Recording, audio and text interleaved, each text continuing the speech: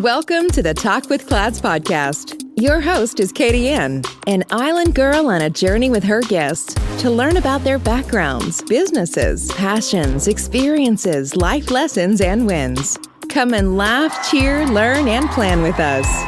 My friend, take some time to come and talk with Clads.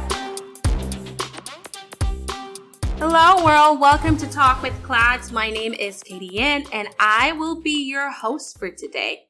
We are joined by Mr. Greg Goodman. Greg has over 30 years in fundraising experience and has been an expert in his field.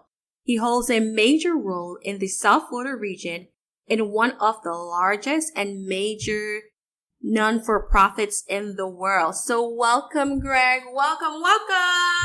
Thanks for having me here, Katie Ann. So, Greg, tell us a little bit about your background. Sure.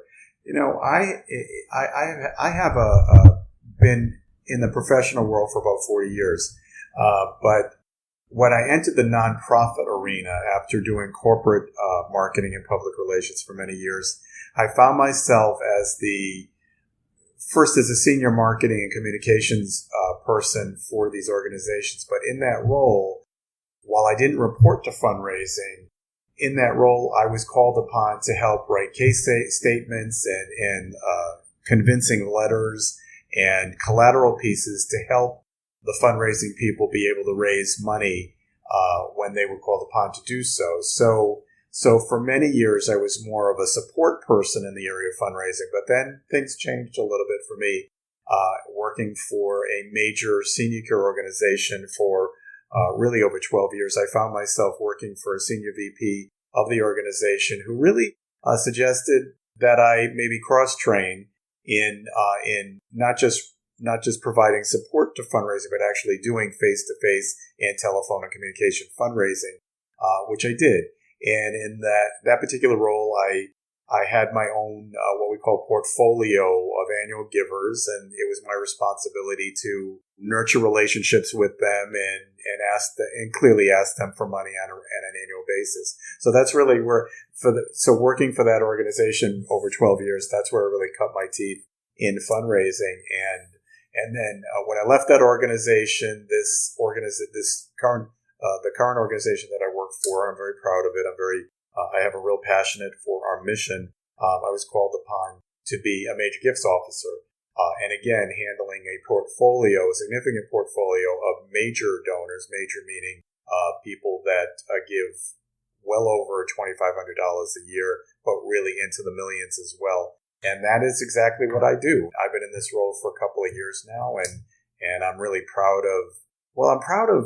I'm not just proud of the fact that I have donors that are generous, but I'm proud of the fact that I've been able to both build and nurture relationships with my donors. And really, that's what I do. Yeah. Well, so many people, they don't understand fundraising itself. So what is a common myth about fundraising and how do you debunk that myth? Okay, well, I guess the common myth about fundraising, and just like in sales, is that you only communicate with donors when you want to ask them for money, and then they never hear from you again. And actually, that's pretty interesting because I picked up a new donor partner just recently, and one of the things she said to me was, she decided not to give to a couple of other nonprofits after a while because she realized that they really, in fact, only did call her once a year when they wanted money.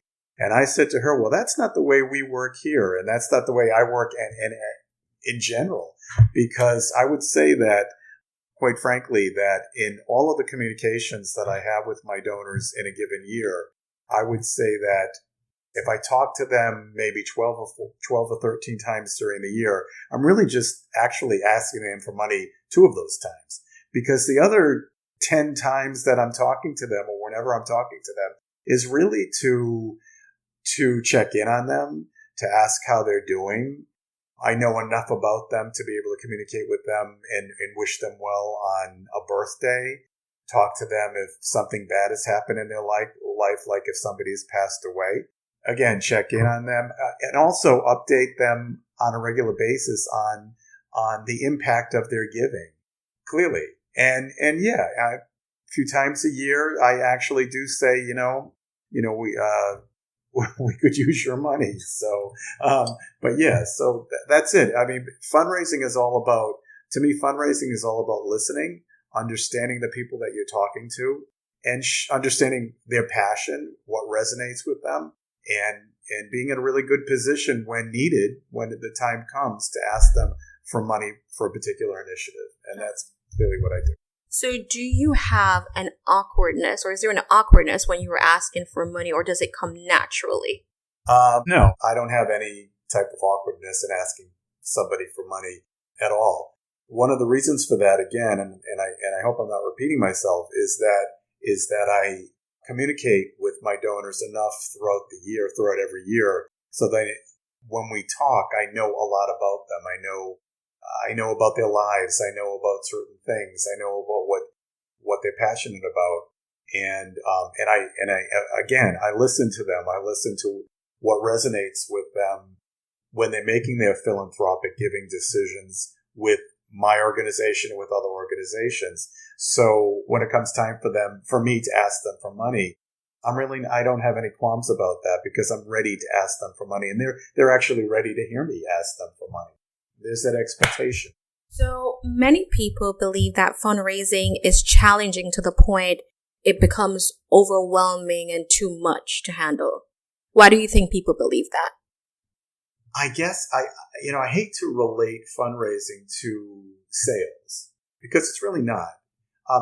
Sales is also about relationship building, but with sales, you're really asking people to buy your product at that particular moment.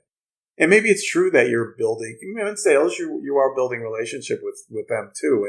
And maybe sometimes you're really not asking them to buy. Maybe it takes some time in the same way.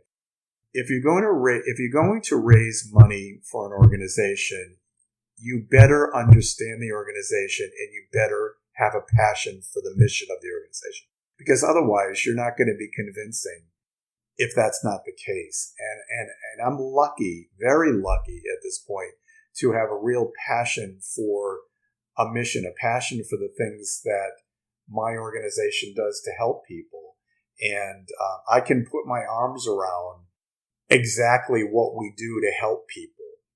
I understand exactly. And I'm also, on the other hand, I'm also a volunteer for my organization too. When I'm needed to do something of great benefit away from just fundraising, that allows me to be able to come back to donors with a real story of how I personally make a difference. So let me just say that if you want to be a fundraiser, again, I would say that you better be sure that you're passionate about the mission of the organization that you're raising money for. If you're as passionate about it as your donor, ideally as your donor, then you're going to have an easy time speaking to your donor about why you think that, a gift would be important. So you use the word passion a lot. So what are some things that you are passionate about? I am passionate about, number one, I'm passionate about making lives better for people in crisis. I happen to be passionate about helping military families and veterans who may be in crisis, who may have trouble coping with a loved one's deployment, or may have trouble coping with maybe post-traumatic stress disorder from being in the service and in armed services. I'm passionate about that. I'm passionate about understanding the differences of people and accepting and embracing differences in people. I'm passionate about helping people at time of crisis. So as you've navigated your professional path, looking back at your younger self, like what's one thing you wish you knew before entering the realm of fundraising? I wish I would, in the beginning, I wish I was more mature, I guess. I wish I was self-aware. I wish I was non-compromising about what I believe in or what my passions are. I wish I related better when I was a kid, just starting out in my career working for a corporation. I wish I could have related better to my colleagues. I wish I understood that the idea of never burning bridges with anybody better, as well as I understand that today, because I do. It does come back. One of the things I also wish when I was of my younger self was that I wish it's not so much about me, but I wish that the things that we have zero tolerance for today, discrimination, racism, harassment, I wish that organizations embraced that zero tolerance issue early 80s, the 90s, when I first started my career, so I wouldn't have to deal with such things earlier in my career. I wish that there was an understanding of that. And I know that there are some organizations that are as poison today as I remember organizations being as poison 35, 40 years ago. CLAD's Resources and Consulting values its customers. Our planner Footsteps to My Vision is a 13-month planner that can be used for 5 years. It walks you through SMART goals, SWOT analysis, action planning, and holds you accountable through 3 monthly check-ins. We work only with top-quality materials, innovative designs, and verified suppliers, which are guaranteed to deliver to our high expectations, because when it comes to our customer satisfaction, there's no room for compromise. Made with high-quality PU leather and paper planner helps you focus on achieving your goals by giving you a sense of personal and professional satisfaction. Some of the amazing features of this product: Vision Board Planner, luxury pen, 8GB USB flash drive, wireless mouse, ultra-elegant packaging box, available in 5 stunning colors: black, red, gold, pink, navy blue. Material: PU leather. 13-month planner. Elastic band for easy handling. Our Footsteps to My Vision is available at Amazon, Facebook, Instagram, our website, and at Walmart. You may also follow us at www.cladsresources.com, Instagram, Clads Resources, Facebook, www.facebook.com/Clads Resources/. So, what has been your biggest life lesson thus far throughout fundraising? My life lesson is that it's really a lot more important to listen to what people have to say than to just to talk to them. That's my life's lesson. That I wish that I listened more when I was younger, and I know better today that I need to listen to people far more than letting an individual hear me talk. That's a good one. That's a really good one. Yeah. So, who are the 3 people who have been the most influential to you throughout this your journey? Well, I don't want to mention my name. No, you can title. Years ago, I worked for an integrated healthcare system. By integrated healthcare system, I worked for an organization that had a CEO that was forward-looking enough, even in the 80s, early 90s, late 80s, early 90s, was forward-looking enough to know that it was important for a healthcare system to not just have a hospital, but to embrace home care and other parts of the healthcare system within the organization itself. And I was really lucky to work for a forward-looking CEO that I respected. I respected his leadership, and I also thought he was a heck of a nice guy. He treated me with a lot of respect. He appreciated the fact that I considered him my mentor. So I like that. There are people throughout my career, there are CEOs or leaders in my career who I have no respect for. But this is one person who I have great respect for, because he was so forward-looking in an era that some weren't as forward-looking in that particular industry, and that he was just a nice guy. Right. He was a caring person. So there's one mentor there. There are others, I'm sure. You can't just remember them? Well, one person in particular the senior VP that I worked for in the 12 years that I worked for the senior care organization. I really got a lot out of her. I considered her my mentor too, and I like the fact that she was one person who really did listen as opposed to just talk. She had wonderful relationships with people in general, and I appreciated that. I appreciate that in her. So I guess I learned a lot from her about how to raise money. Raising money is about building and nurturing relationships. That's exactly what it is. So I learned a lot from her.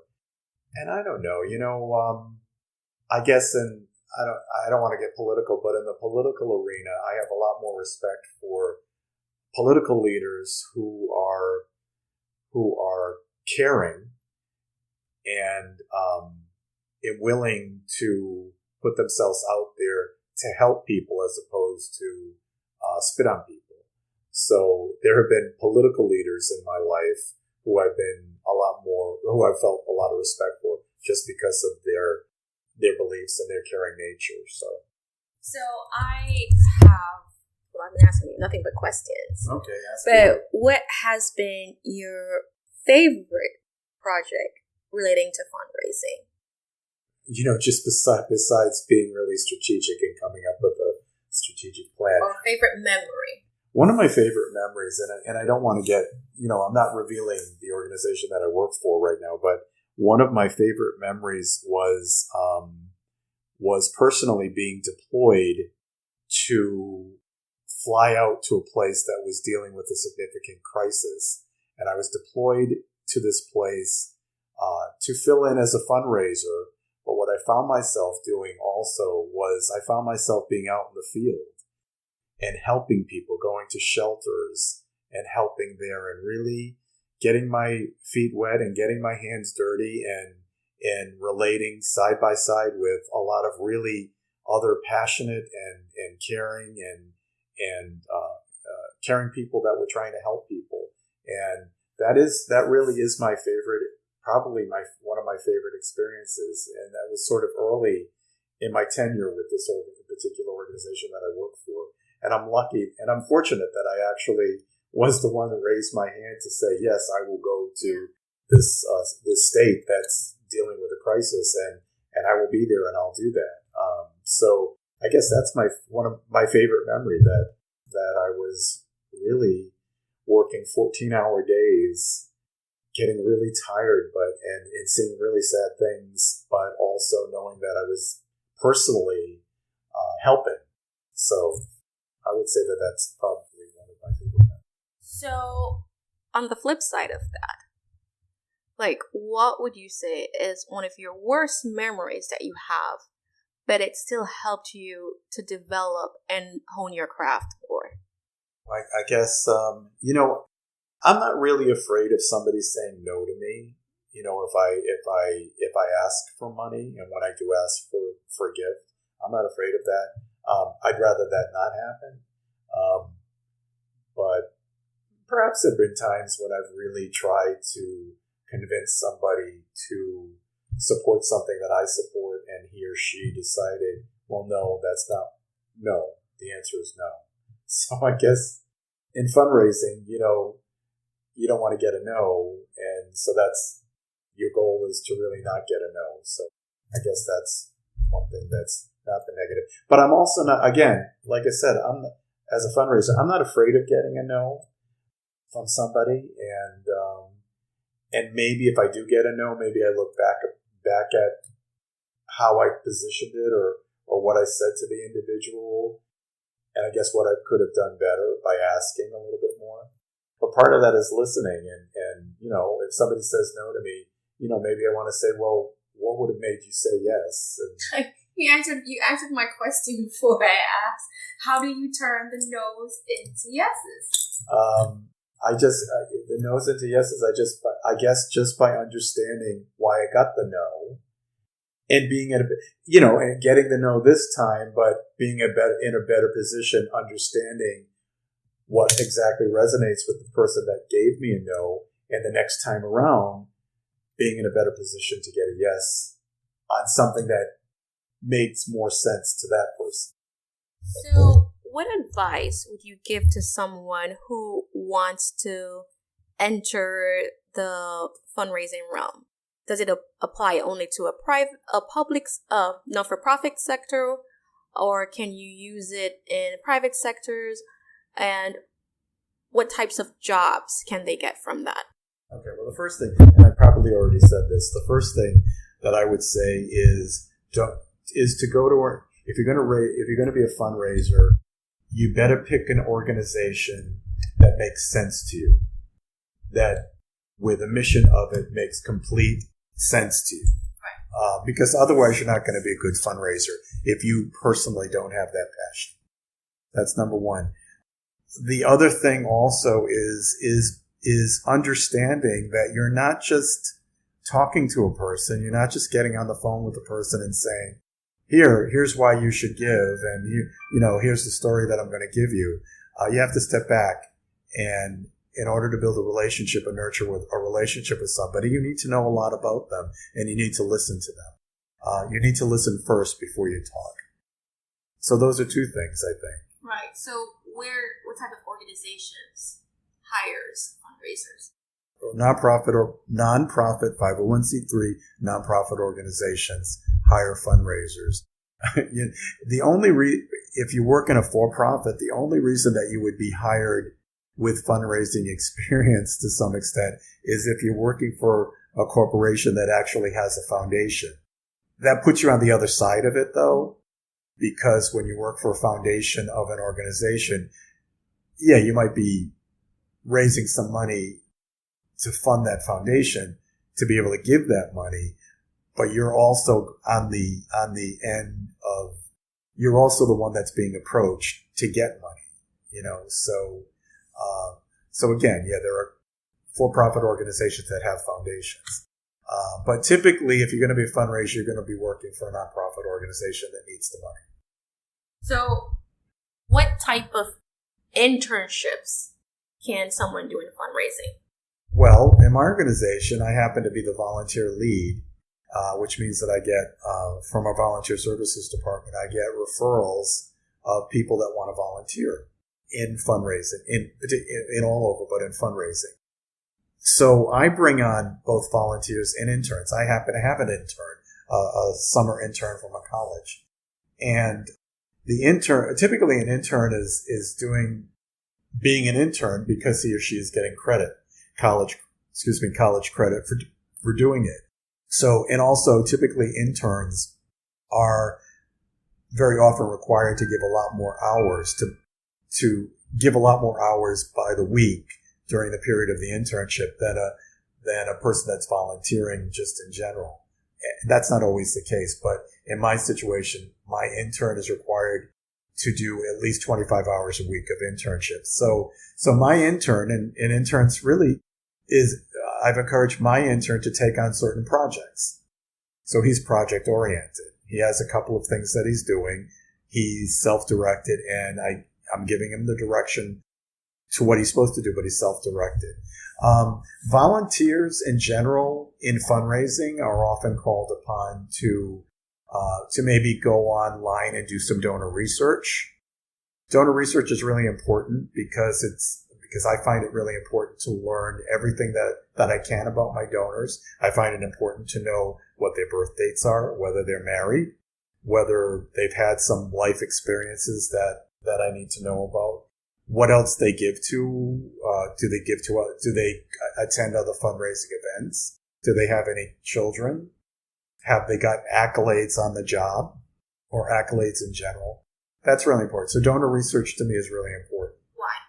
Donor research is important because it's all about building that relationship. If I know a person's birthday, that's important. If I know the types of holidays that they celebrate, and I take the time to send a card to them or call them up, that's important to me. That's all about building a relationship.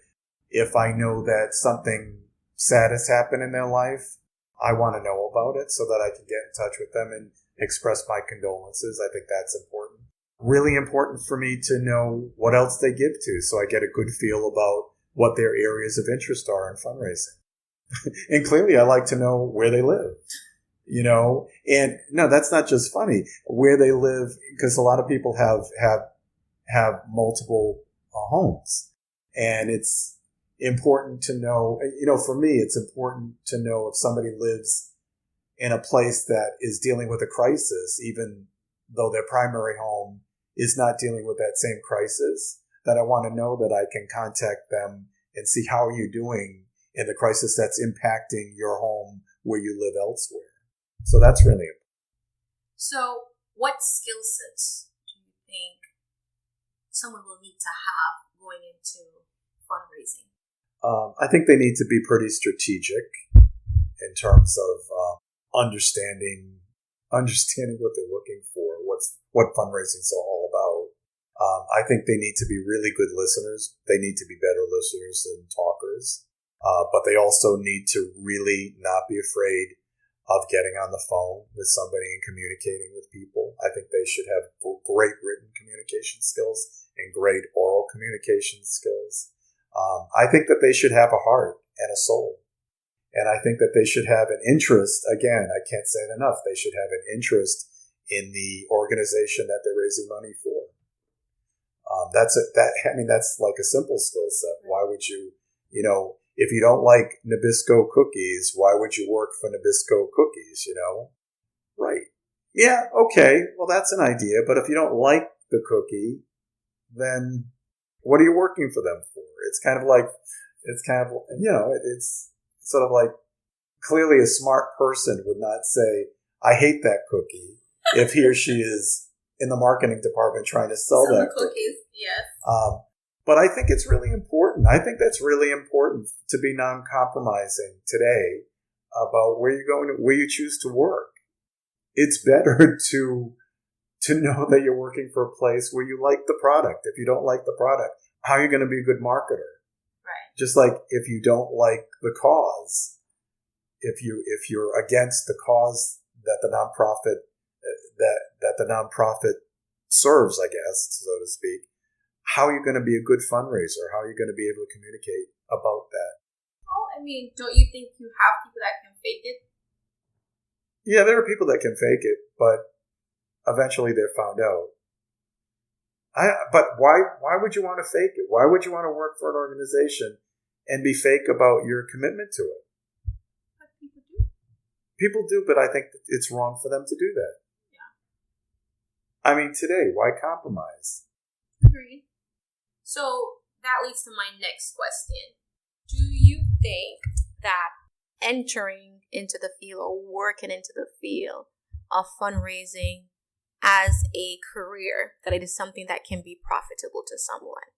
If you're selling to someone, you shouldn't have to sell. I have this great fundraising job. Does it pay well? Because a lot of times we think non-for-profit jobs don't pay. Well, some nonprofits do pay well. Some nonprofits, some fundraisers get a commission at the end of the year or get a bonus at the end of the year based upon their goals. But most nonprofits are better respected if people outside of the organization know that a great percentage of the funds that are brought in go toward direct services. So, I worked for an organization before this one that had incredible revenue that you would expect from any for-profit, and actually paid pretty well. Mm-hmm. So you never know. But agreed, there are a lot of nonprofits, small nonprofits, that really don't pay that much. And so you have to make a decision about that. You have to decide it. Everybody, but there are a lot of larger nonprofit organizations that are really looking very seriously about the level of pay, the pay that they're offering to their employees, and every organization really wants the best, and sometimes you have to offer a level of pay that's going to give you the best people. So we all have to be competitive. Organizations have to be competitive. But there are small nonprofit organizations that work on a shoestring, and therefore maybe you don't make a whole lot of money. So, what advice, and this is based on your expertise, if there is an organization that is looking to hire someone that's a fundraiser and may not have one and it's a non-for-profit, what resources are out there for them? So if they're looking to hire someone, If I'm looking to hire someone that's a fundraiser, but I don't necessarily know where to start looking, apart from going on your regular Indeed or your regular job boards, like what are some resources that they could use first? You mean a person that wants a job as a fundraiser, or a person that's looking for a fundraiser? The person that's looking for the fundraiser. If you're in a community where there are a lot of nonprofits, organizations, you really should be networking anyway. You should know who the people are who are your counterparts at other organizations. So if you know those people, it should be kind of easy to say, hey, go up to somebody confidentially and say, hey, I have this position open. Would you like it? So you should be networking with your counterparts everywhere anyway. So yeah, that's how you look for talent. You look for talent because you know the talent that's out there. Right. Or you go up to some nonprofits and say, hey, I'm looking for somebody. Do you know of anybody?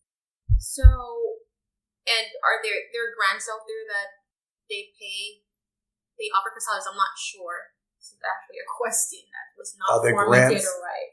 Because I know sometimes there are grants out there that, they'll pay for different expenses. Can they utilize those grants, or? I don't really know that. I mean, there are some. You mean for a fundraiser? No, I don't think, because typically nonprofits strive to keep administrative costs, meaning wages, salary and wages, separate from direct service. So we're all really looking for grants from foundations that give toward direct service. I don't know a whole lot of foundations that you can go after. Hey, we want to pay a fundraiser. That's not going to work. But to backtrack, there are some organizations. They're not fundraisers. They don't fund fundraiser jobs, but there are some foundations that will fund like a chair for a medical director. There are some, they're called chairs. There are foundations that say, okay, we're going to fund the wages or whatever, or the research funds. We're going to provide research funds for your medical director. But typically not for people that work in fundraising jobs. Okay.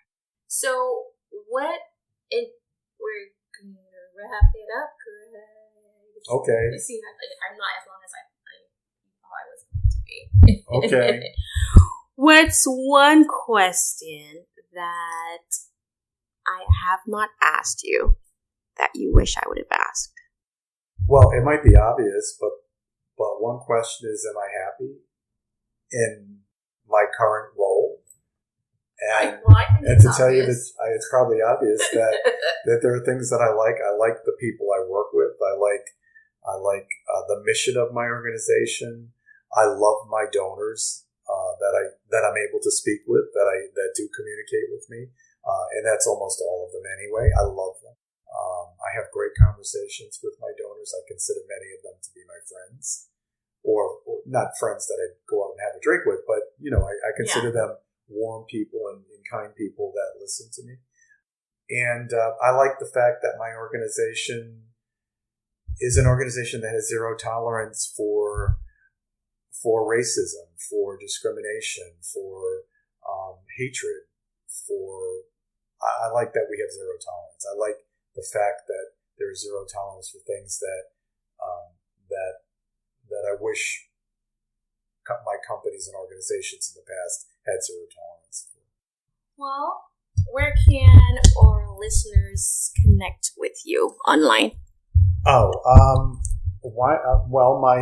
They can connect with. I'll give you my personal email. My personal email is GREGGO429 @AOL.com. And yes, I'm still an AOL.com email. But please, anybody that wants to connect with me personally, that's the best way to do so. Thank you so much for joining, Greg. I mean, I'm listening to it and I'm still learning. So happy to do it. Thank you so much. Well, everyone, thank you so much for listening to us, and take some time to talk with Clads. Bye, guys. Bye. You're listening to Talk with Clads. Find more resources online at cladsresources.com. Now back to the show with your host, Katie Ann. Thanks for listening. Find us on social media at Clads Resources and online at www.cladsresources.com. Our planner, Footsteps to My Vision, is also located on our website or on Facebook, Instagram, or Amazon. Don't forget to like, subscribe, and share, and check back weekly for new episodes. Until next time, keep creating your footpath to your vision.